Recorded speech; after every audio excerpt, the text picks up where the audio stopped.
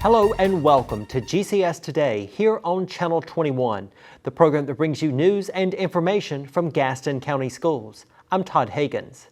On today's episode, we talk with Foster Rouse, a student at Forestview High School whose community service project benefits students with special needs. And we spend time with Woodhill Elementary School teacher Destiny Stone as she shares about how music influences her life. Joining me on GCS today is Foster Rouse. He is a student at Forestview High School.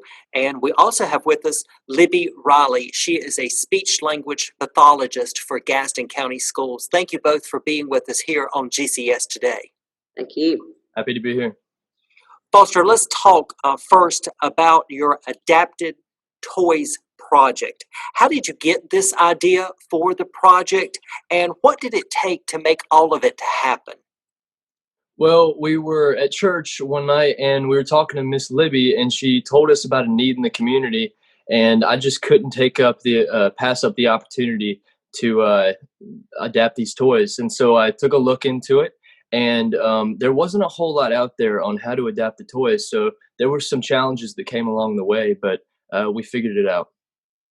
And so you did this as part of your Eagle Scout project, and you applied for a grant from the Teens Changing Gaston County organization to help fund this project, and you did some additional fundraising.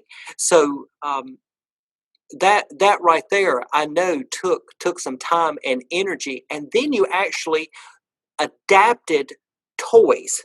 So tell us, what does that exactly mean? Well, some students at the Gaston County Department of Exceptional Children don't have the motor skills to operate some of those toys that you see during the holiday seasons, like during Christmas and Valentine's Day, the kind of toys that you can press the hand and then they'll do a little dance or something like that. But those kind of toys are really, really important because they teach those kids the cause and effect skills that they need to be able to learn. And so they aren't capable of pressing the hand on those toys. So I attached a larger button so that they could actually learn those cause and effect skills. Now, Libby, I know that you have an example of one of the toys there that I would like for you to show so that our viewers get an idea of really what we're talking about. So tell us about the toy that you have, and how does having an adapted toy, how does that benefit a student with special needs? Okay, I'm going to show you the bubble maker, and what this does is normally you would just turn it on with a little button. So for us to get a kid who may not be able to do that, we have a switch that Foster took, and he had to open up and do some mechanical things inside, and then it plugs in, and then just with a little push of the button, it turns it on. And you see the bubbles coming out. And then the student can press it again, and it stops. Some of our kids don't have the ability to use their hand. It might be that we put it near their head. If their head can move, they can push it with their head so that they're seeing that they can create a cause and effect. We may need to put it, even if it's just their knee, that they can push it up against to start it and to stop it. So that's how the toys work. I have another one. Can I show it to you? Sure. It's my favorite. So I love animal. And so for this one, here again, you have the button and you push it.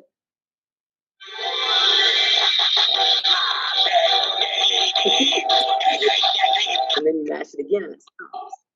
So for a kid that I'm working with as a speech pathologist, I might have a physical therapist helping me position the child to be able to reach the button. So then I'm going to encourage that kid. I'm going to model for him, and I'm going to show him, look, if you do this, this is what happens. So then we support that child in making that toy work. And what that does for us, I like to tell people, I get to play all day, but it's play with a purpose. And that play with a purpose is teaching those kids, if I do this, this will happen. And then that's at a very basic foundation for communication. It's very vital in knowing that I have to be an active participant in communication. And so from there, this little step of pushing this button to make something happen allows us to move forward in using other forms of assistive technology. But it allows us to start with our 3-year-olds. And Foster, Libby has shown 2 of the toys that you adapted, but you actually provided our exceptional children department with 61 different toys. How long did it take to do that? Because as Libby showed us, it took more than just attaching something. You basically had to take the toy apart and put it back together. Yes, sir. On average, most of the toys took about an hour or an hour and 15 minutes to adapt each. But some toys are actually harder to adapt. Like you saw the animal right there. He actually has a lot of stuffing inside, and it's hard to get around the wiring to be able to not have that arm, the hand that you would press anymore work, and have it attached to that new button. And so it's actually easier to do stuff like the bubble makers because there's not any stuffing or anything like that to get around. Now, Libby, what is your impression of Foster's project, and how does this project help your department serve children in Gaston County schools who have special needs? Foster's project exemplifies what the Eagle Scout project is supposed to do. I actually went to the web and looked it up to make sure I understood. And it says that the project should demonstrate leadership while performing a project for the benefit of the Scouts community.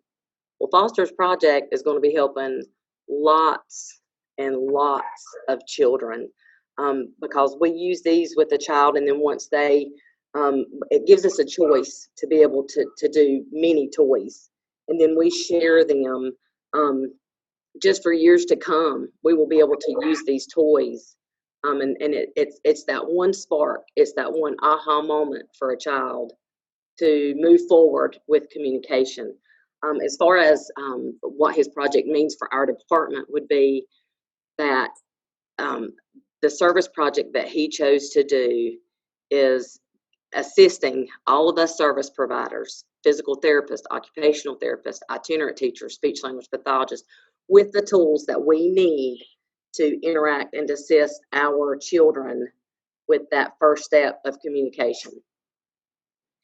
And Foster, I know that you did a lot with this project, and we certainly commend you for your work and your energy that it took to make this project happen and to bring excitement and joy to a number of our students in the district. Let's talk a little bit about your future plans. You are a senior at Forestview, is that correct? Yes, sir. I'm a senior. What will happen with Foster after graduation? What are your future plans? Well, I'm looking at several schools, both in-state and out-of-state. I'm looking into different majors. Right now, I'm in between graphic design, different business, marketing, things that I'm really interested in. But I'd like to continue serving my community past graduating at Forestview. And Libby, I think you would agree that he may need to consider engineering and technology for a possible college major. Yes, sir. That would be amazing. Foster, what did you learn from conducting this project, and what does it mean to you? Mainly, I learned a lot of patience out of adapting these toys, out of how many hours it took to actually do it. But I learned that the payoff is really, really great because I get to now know that all these children are going to be able to have these toys to use, and it's really going to be that next step to allow them to progress in their learning skills. And it just really helped me to labels are not a I don't like labels, and everybody learns different, and this kind of project, it just really hit me in a certain kind of way that everybody learns different. It's just it takes a different kind of something to kind of spark that progression there, and I'm glad that these kids now have those toys to be able to progress. And Libby, I know that it is exciting for you and others in our Exceptional Children's Department to see what this means for students, and to have a student in Gaston County Schools to make a commitment to community service and to take on a project like this to make a difference in the lives of others. It's really special. It is. It gets to the heart of why we do what we do. Libby Riley, a speech language pathologist for Gaston County Schools, and Foster Rouse from Forestview High School. Foster, thank you so much for taking on this project and making it happen, and working to make a difference in your community. I know that Libby shares the same sentiment when I say we certainly appreciate it and we commend you on your outstanding work. And we would like to thank both of you for joining us today here on GCS Today. Thank you. Thank you. You are watching GCS Today here on Channel 21. We will be right back. It's all good, baby. Is it really all good? If you love me enough to routinely test your handyman skills, not to mention the strength of your marriage, then of course you'll visit nhtsa.gov/therightseat to make sure I'm in the right car seat. Today I'm going to talk to you about physics. Come on in, girls. Let's go. This is the first rocket to get humans to Mars. Really tall. I'm a rocket structural engineer, designing and building parts of the rocket. You are the generation that will be stepping foot on Mars. Do I have a group of astronauts on my hands? Yes. You can become a rocket scientist or whatever else you want to be. Joining me on GCS Today is Destiny Stone. She is the music teacher at Woodhill Elementary School. And Destiny, it is great to see you, and certainly we appreciate you being a part of GCS Today. Yes, thank you guys for reaching out. Destiny, let's start by talking about who or what influenced you to become a music teacher. Definitely my music teacher. She played a huge role in my life. She taught me piano lessons starting when I was probably about 8 or 9 years old. And then she became my choir teacher in the junior high school and the high school. And it's also funny because she also taught my mom. So she was one of those people who knew me before I was even born. So she played a huge role in my life.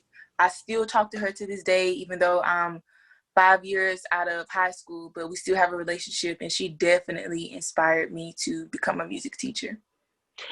Let's talk about music in your classroom and what music looks like, and how has COVID-19 changed your approach to music education? Well, I am a singer, so it's definitely kind of threw me off when we have to wear masks and we can't really sing. So that was kind of frustrating in the beginning. So then you had to kind of regroup and look at things differently. YouTube has always been a great resource for me. Even though the kids might not be able to sing, they can watch people sing on YouTube. I'm sure lots of music teachers use YouTube, even before COVID, to just give examples of different instruments, different voice types and everything. So just being a little bit more hands-on. So kind of, I'm not an art teacher, but looking up different little craft projects. So just the other day for my kindergartners, we made paper xylophones. So they can't really do too much with the physical instruments because we don't want to spread germs, but we can still be creative and kind of get a little more hands-on and make music, still make it fun. So.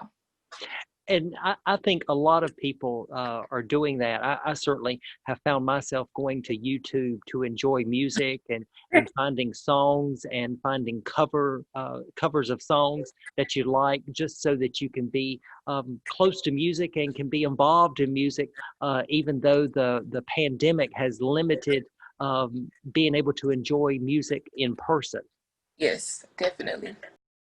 Now, Destiny, I know that you were a big part of our Big 50 Employee Talent Show during our 50th anniversary a couple of years ago, and you performed an original song titled Who Says? And I want to share with our viewers that when you came in that day for the audition, you said that you were going to do an original song and you just needed the piano. and you sat down, and we were amazed at what you could do with your music. So tell us the story, if you will, a little bit about the story behind that song, Who Says, because it certainly made impression, and it made an impression on me, especially one of the lyrics that you had, the lyric that says, who says boys can't cry and girls can't fight. I love that lyric. So give us a little bit of the behind the scenes or your thoughts about that particular song. Yeah, so I vividly remember my little brother had a baseball game. And I remember one of the other parents talking to one of my little brother's teammates, and something happened. And I don't know if he didn't hit the ball or my brother's teammate didn't hit it, or something happened and it just wasn't a good play.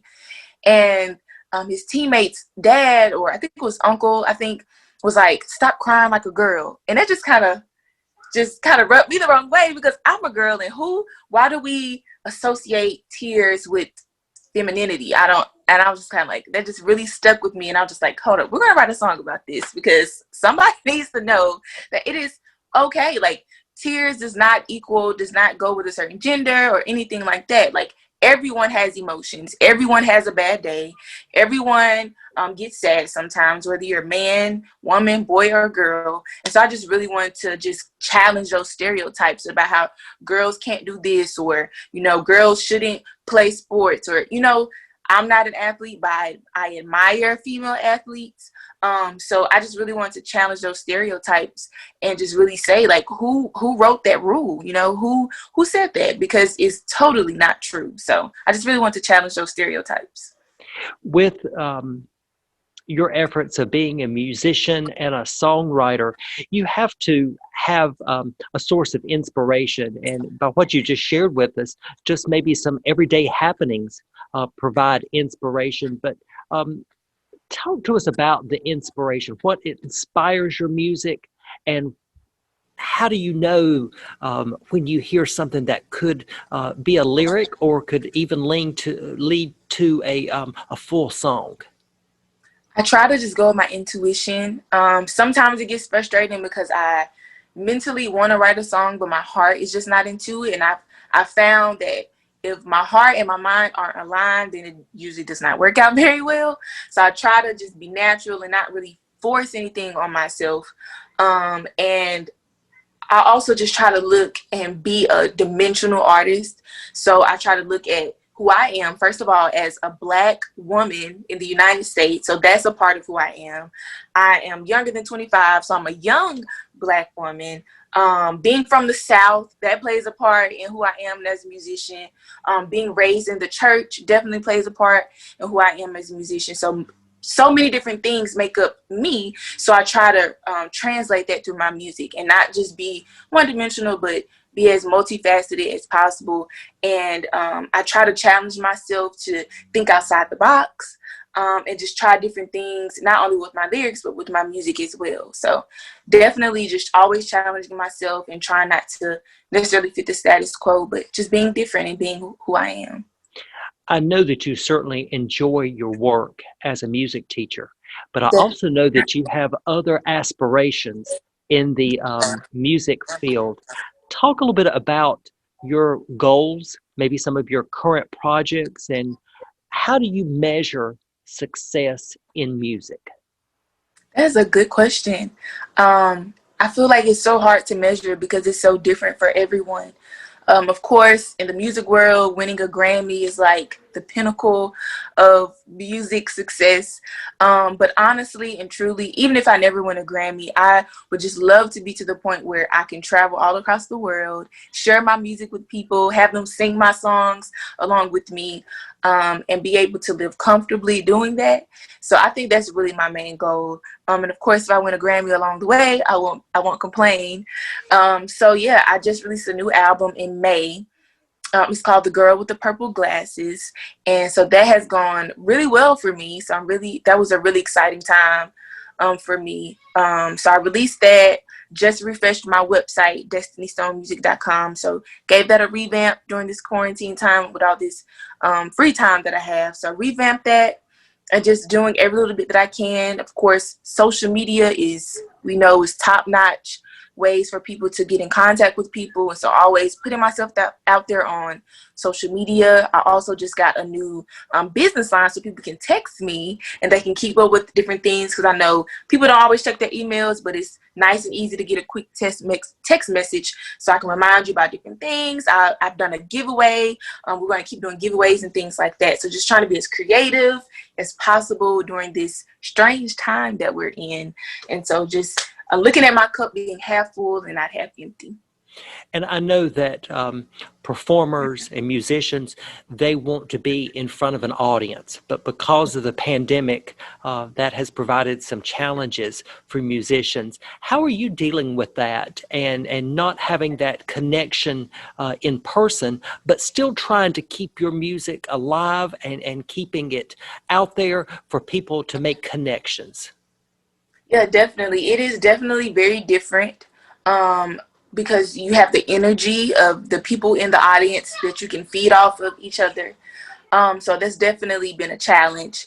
And also I've noticed music videos are a big thing right now, because you still get that visual stimulation.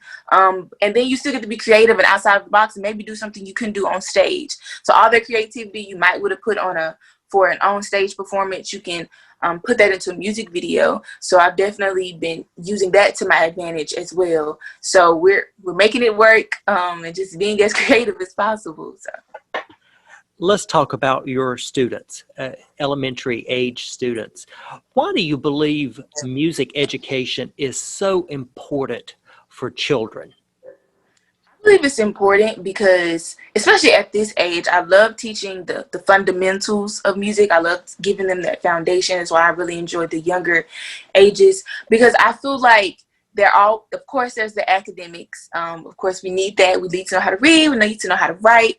But I do think it's important to stimulate their brains in other ways, to give them kind of a mental break from just the day-to-day arithmetic or literature and those types of things. It just kind of gives them a time to be creative. That is what I love about music. There aren't really any rules.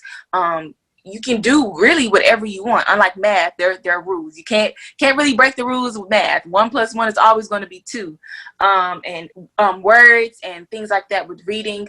So I just love music because you can be creative and just allow your imagination to run wild. And I think it's really important to give them that space, the opportunity, especially in a school setting, because everything is structured. Of course, we need rules. We need, things that we abide by to keep things in order. But just to give them the 55 minutes of just kind of going to another place and getting to be creative and express themselves with different emotions. And I just think that's so important, was developing a well-rounded child that becomes a well-rounded adult.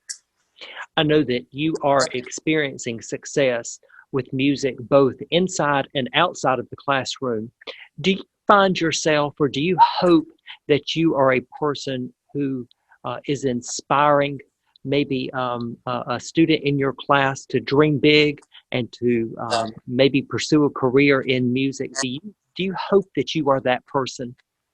I definitely hope so. And it's funny, my students, they found me on YouTube and they ask me all the time, are you famous? Are you famous? It's like, no, I don't really think I'm famous, but it's just so heartwarming to know that they look up to me and they think I'm some superstar in reality. And to me, in my eyes, I'm like nowhere near it. So it's just really cool and makes me feel so good. And it also reminds me that people are watching me. Like, my students are paying attention to me, and so I have to remember to be a good example, because whether I wanted to be a good example or whether I wanted to be their example or not, I am. And so I just have to take advantage and be responsible with the position that I put myself in. So I definitely hope that I'm making them feel like they can do anything. And I know people say there's not any money in music. That is so not true. You just have to work hard, just like in any other field. And if it's what you really want to do, you can do it. Well, Destiny, you are super talented. Give us your website again so that our viewers can go there and check it out. Yeah, it's destinystonemusic.com. You'll have a little bit more about me. You'll be able to text me if you like to keep up with everything Destiny Stone Music. I have links to my YouTube. If you want to stream and download my music, everything that you need is right there at destinystonemusic.com. And your new album is on there as well. We've got information Yes. about that.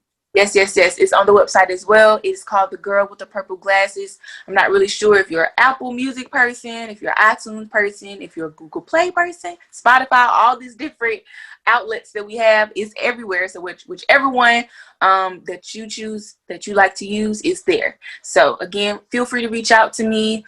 Christmas is right around the corner. So if you're looking for some live entertainment for your Christmas events or private Christmas parties, you know where to find me. I would love to come and spread some holiday cheer with you through music.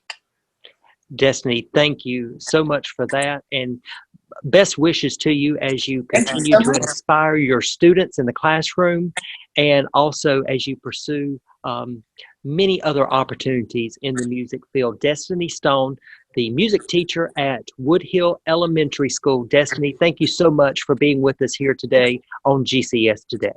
You're so welcome, and thank you guys for having me. Thank you for watching GCS Today here on Channel 21. Before we go, we would like to congratulate 3 students who were chosen as semifinalists in the prestigious National Merit Scholarship Program. Sydney Lester and Grace Nearing, both of South Point High School, and Marshall Pearson of the Highland School of Technology are among 16,000 students nationwide who will advance in the competition to win a National Merit Scholarship. And we would like to recognize WC Friday Middle School teacher Jennifer Bumgarner, who is one of 71 individuals chosen to participate in the Fulbright Teachers for Global Classrooms program. Next summer, she will have an opportunity to travel abroad with other Fulbright educators as part of a once-in-a-lifetime professional development experience. Please stay tuned to Channel 21 for the latest news and information from Gaston County Schools. For GCS Today, I'm Todd Higgins. We look forward to seeing you next time.